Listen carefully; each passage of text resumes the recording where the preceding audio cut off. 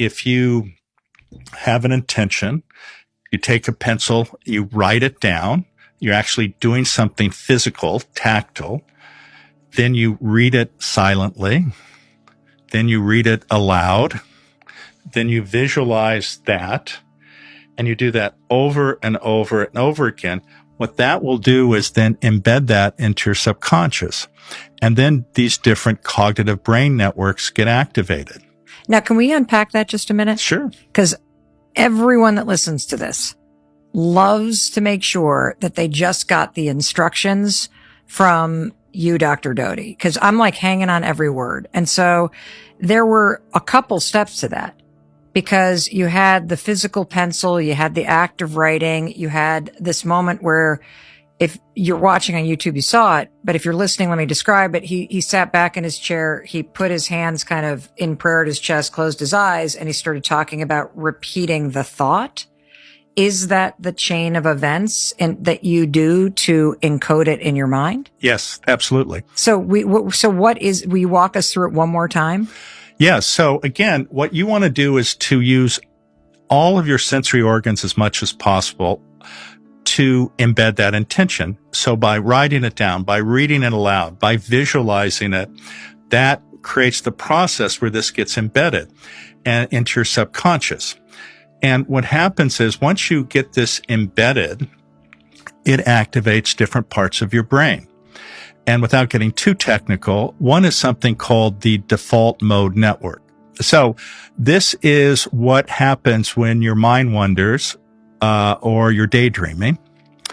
And it's self-referential because it's internally focused, but it's where you create the narrative of who you are or what you want. So if you have negative self-talk, if you ruminate, if you are like, I'm never good enough, nothing works out for me, things like that don't happen to a person like me, I can never get it right. That is the default mode network. Absolutely. And that gets really activated and results in rumination for some people. Can I ask you another question? Because one of the things that you said at the very, very beginning is you painted this gorgeous picture of the ability to leverage the remarkable power of your brain to help you get what you truly desire in life, to help you live in heart mode. And you said it's just about believing it. And part of the reason why we have trouble believing it is because of the default mode network and all of these stories you've repeated over and over and over again. Is that fair to say? No, that's exactly correct. And we can reprogram, or we can lay down a new track? Oh, absolutely. And it's available 24/7, and it doesn't matter what's happened to you before. You know, so many people get fixated. Well, I don't deserve this because of. We all deserve it.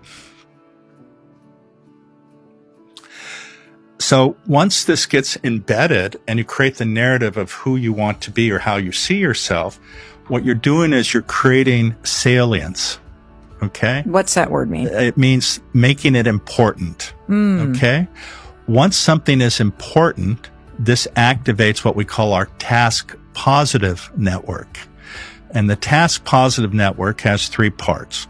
It has the salience network, it has the attention network, and then it has the executive control network.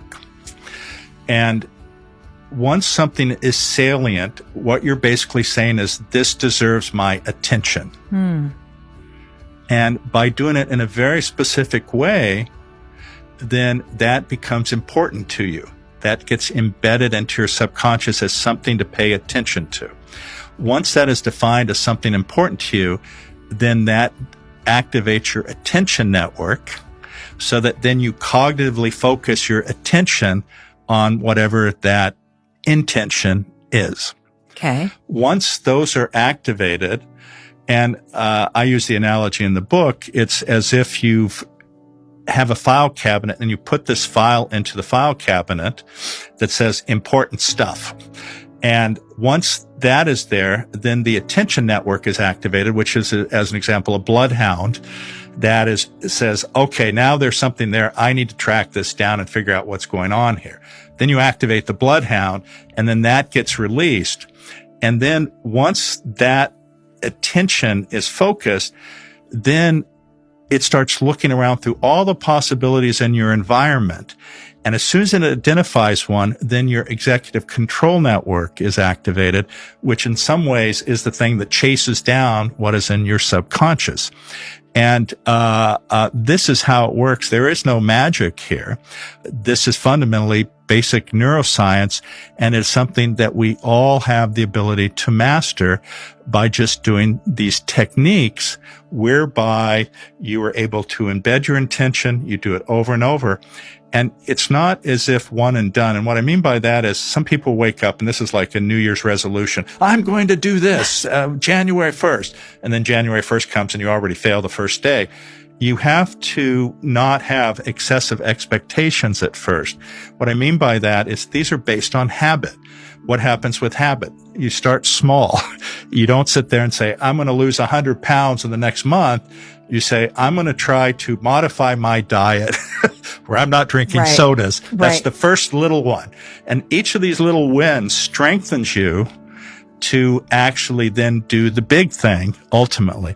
So you don't start by running a marathon on day one. You start by getting up out of bed and walking around the block.